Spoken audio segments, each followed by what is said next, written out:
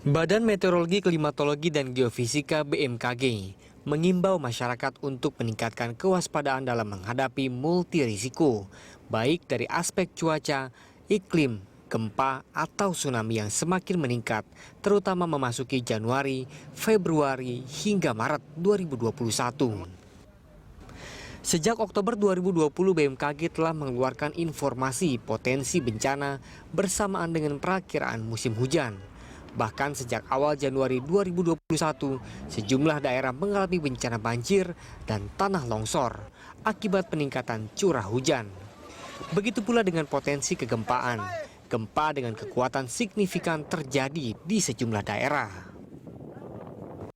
Sementara itu, Badan Nasional Penanggulangan Bencana (BNPB) mencatat sebanyak 136 bencana alam terjadi di Indonesia sepanjang 1 sampai 16 Januari 2021. Dari sekian banyak bencana alam yang terjadi, sudah merenggut 80 korban jiwa dan 858 orang luka-luka. Bencana alam terbanyak terjadi adalah banjir, sebanyak 95 kejadian. Tanah longsor 25 kejadian, puting beliung 12 kejadian, gempa bumi 2 kejadian, dan gelombang pasang 2 kejadian. Akibatnya sebanyak 405.584 orang terdampak dan mengungsi. Untuk itu baik BMKG maupun BNPB mengimbau kepada masyarakat untuk tetap terus mewaspadai potensi multi bencana hidrometeorologi, gempa bumi, dan tsunami. Tim Liputan, Berita 1, Jakarta. Pemirsa, Badan Meteorologi, Klimatologi, dan Geofisika atau BMKG dan juga Badan Nasional Penanggulangan Bencana atau BNPB mengimbau masyarakat untuk meningkatkan kewaspadaan dalam menghadapi multi risiko baik dari aspek cuaca, iklim, gempa, atau tsunami yang semakin meningkat terutama memasuki Januari, Februari, hingga Maret 2021. Untuk membahas hal itu bersama kita saat ini telah bergabung Deputi Bidang Meteorologi BMKG Guswanto dan Kepala Pusat Data dan Informasi Kebencanaan BNPB Raditya Jati. Selamat siang Bapak-Bapak. Selamat siang Mas Dika. Oke. Saya langsung to the point. Mungkin saya mau ke Pak Guswanto dulu supaya kita tahu framingnya nanti. Pak Guswanto, ini dalam 2 minggu terakhir banyak sekali terjadi bencana, mulai dari banjir, kemudian gempa, kemudian juga erupsi begitu. Nah, dari pengamatan Anda atau analisa Anda, Pak Guswanto, apakah fenomena ini bisa dikatakan luar biasa atau memang ini siklus yang biasa saja terjadi di setiap tahun? Analisanya seperti apa, Pak Gus?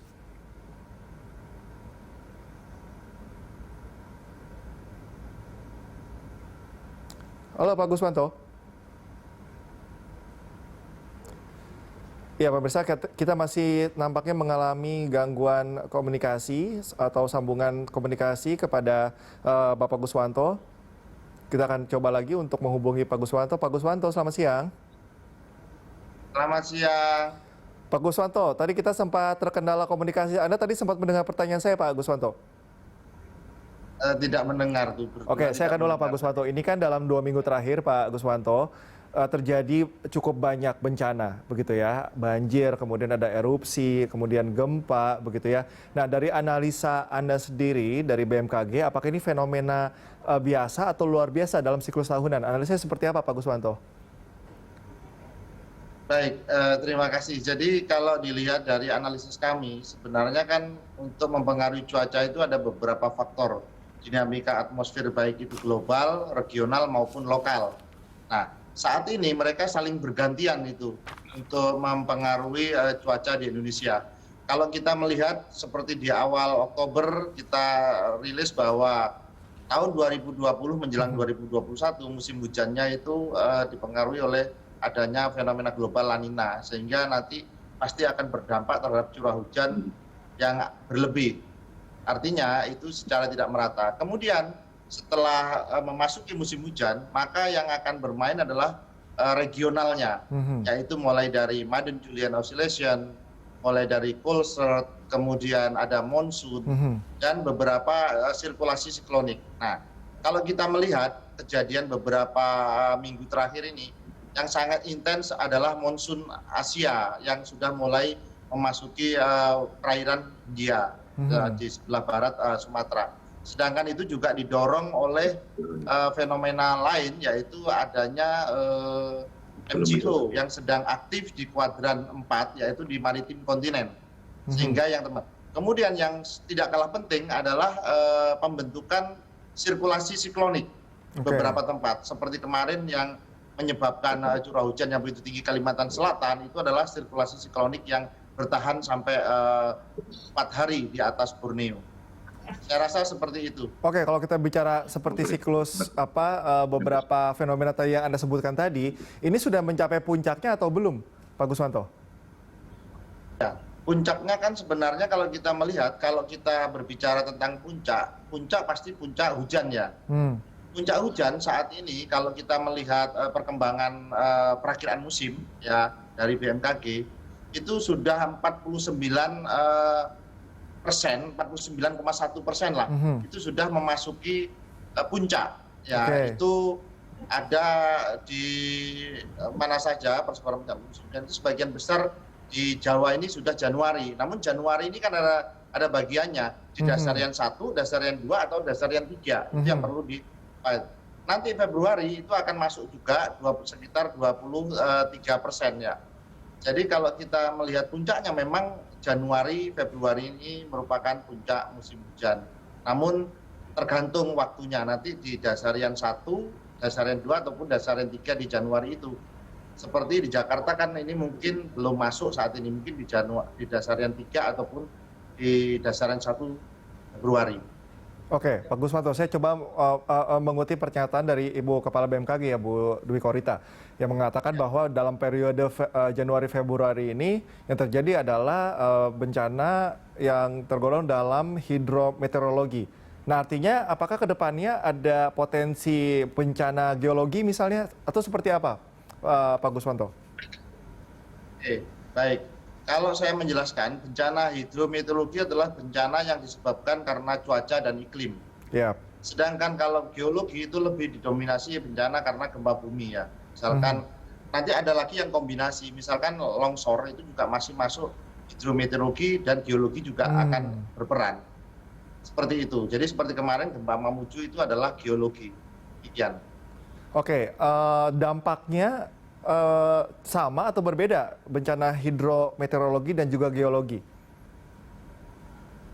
Dampaknya pasti selalu sama, artinya selalu bawa korban, baik manusia maupun harta ya. Itu yang terakhir dampaknya. Sedangkan kalau kita lihat, misalkan kayak bencana hidrometeorologi itu contohnya seperti angin puting beliung, banjir, tanah longsor, banjir bandang, seperti itu.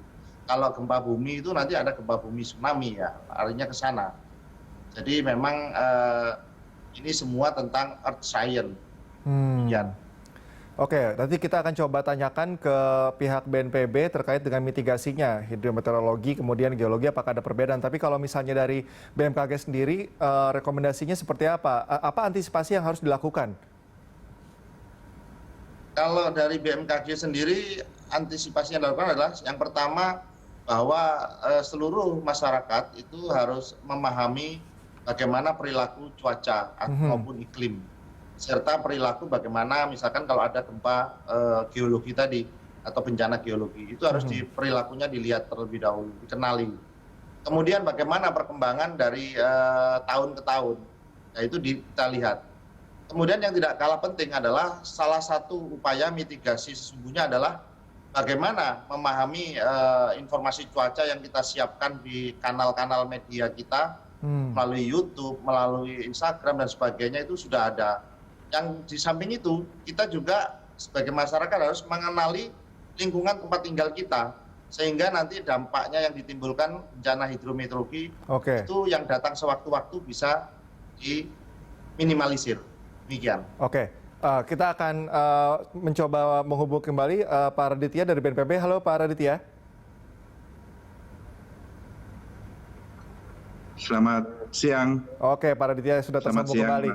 Pak Raditya, tadi saya sudah berbincang dengan Pak Guswanto dari BMKG. Ada memang kategori dari bencana, ada hidrometeorologi, kemudian juga ada geologi yang sebetulnya dampaknya kurang lebih sama. Bahkan ada beberapa bencana yang ini penggabungan antara hidrometeorologi dan juga geologi. Nah, apa antisipasi yang dilakukan BNPB khususnya dalam perencanaan mitigasi? Karena ini hal yang sangat penting, Pak Raditya. Baik, baik Mas Cikal, terima kasih seluruh pemirsa di Berita Satu dan Agus Warto yang kami hormati. Pertama saya ingin menyampaikan bahwa dalam satu dekade ini kami mempunyai data bahwa kejadian bencana ini 98% adalah pemicunya adalah hidrometeorologi. Jadi betul sekali memang kita perlu sekali mewaspadai potensi risiko terhadap cuaca dan iklim ini. Artinya dampaknya apa saja? Tadi disampaikan oleh banjir bandang, tanah longsor, dan juga cuaca ekstrim dan termasuk kenaikan muka air laut atau ROB.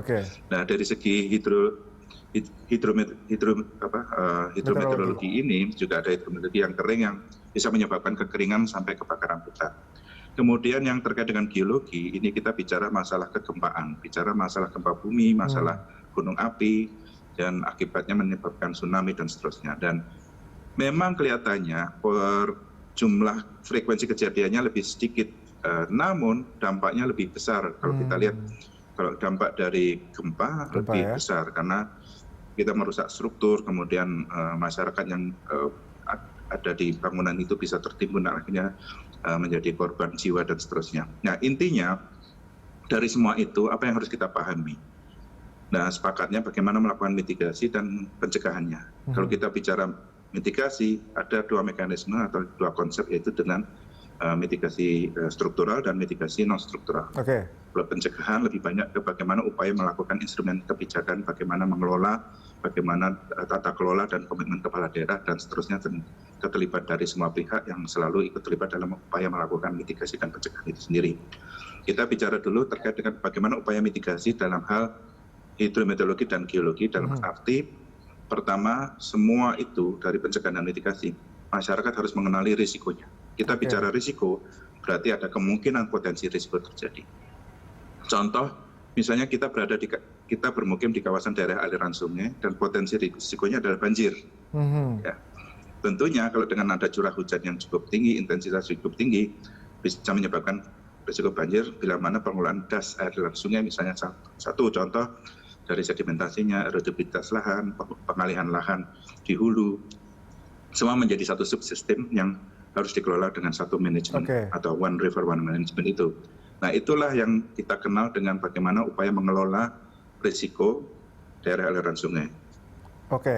Contoh dengan struktural ya mungkin dengan tanggul dan struktur dan mungkin pengerukan dan semuanya.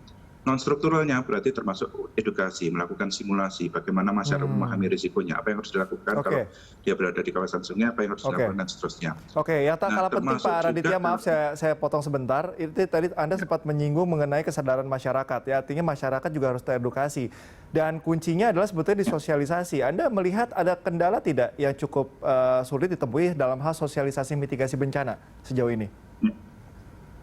Pertama, kalau masalah sosialisasi, saya rasa hampir semua pemerintah daerah sudah memiliki peta atau kajian risiko bencana. 34 provinsi semua sudah punya. Sejak 2012, BNPB bersama dengan pemerintah daerah memberikan kajian risiko bencana dan tertuang dalam suatu sistem portal yang disebut dengan INARIS. Jadi semua tentunya pemerintah daerah memahami itu. Kabupaten kota memang belum semuanya memiliki secara detail dengan skala mungkin 1:50.000 sudah ada, tapi mungkin perlu lagi 25.000 atau lebih detail lagi untuk skala perkotaan. Ini menjadi tantangan kita sebagai negara kepulauan yang memang memiliki risiko yang cukup tinggi dalam hal segala macam jenis ancaman tersebut.